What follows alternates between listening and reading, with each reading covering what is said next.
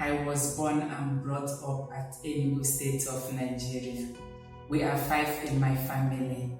I am the 4th child. I lost my dad when I was still a child. My mom helped us all to know our Catholic faith. In order to help us to know it more, she made sure that we all attended Catholic schools. I attended nursery, primary and secondary school at Presentation Nursery. In this school, it helped me a lot to know our Catholic faith. Also, after the age of 10, I received Holy Communion. Immediately after my Holy Communion, my mom made sure that I entered a society called Region of Mary. In this society, we used to gather together once in a week to share charitable work. We used to go and visit those who are in the hospital, those that are homeless. We also gather firewood and fetch water to go and give to the poor and those that are helpless. In this work of charity makes me more close to those that are homeless.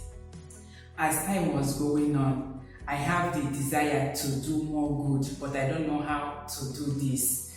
But after the year 2008, when I finished my secondary school, I was really worried with my future, what I'm going to be.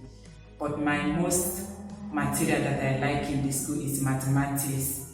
I really want to be an accountant, but I can't further my school because of financial support. For that reason, I decided to work a little bit before entering. But on 13th December 2008, as I was coming back from the market, I had a terrible accident which changed all my plan and changed my life too.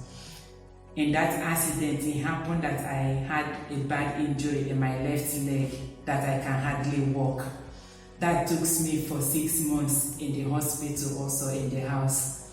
In this process, as I was staying alone and silent, I started reading the Bible. As time goes on, the Bible became my favorite companion, my best friend. Then, one day, as I was reading the Bible, this calling of Jeremiah struck me. How did God call Jeremiah to be the prophet to the nations? Without minding the weaknesses of Jeremiah, he cannot talk frequently. That I made a comparison that maybe I might be the one God is also calling now, not only Jeremiah. But I was thinking, how can I answer God's call with me unable to walk? I prayed earnestly, asking God if He could help me and able to walk, then I can answer His call and be a religious. Although I don't even know what religious life is all about. As time goes on, I get recovered. I was able to walk. But in few months, I got a work at an oil company where I worked for 1 month and 6 months. As I was working there, I have all the best friends I can ever think of. I have money, I have the family there. But I'm seeing that something deep is missing within my life.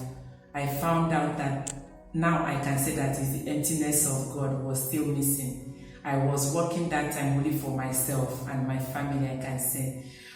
But when I found that great emptiness, I started searching for it in a good way.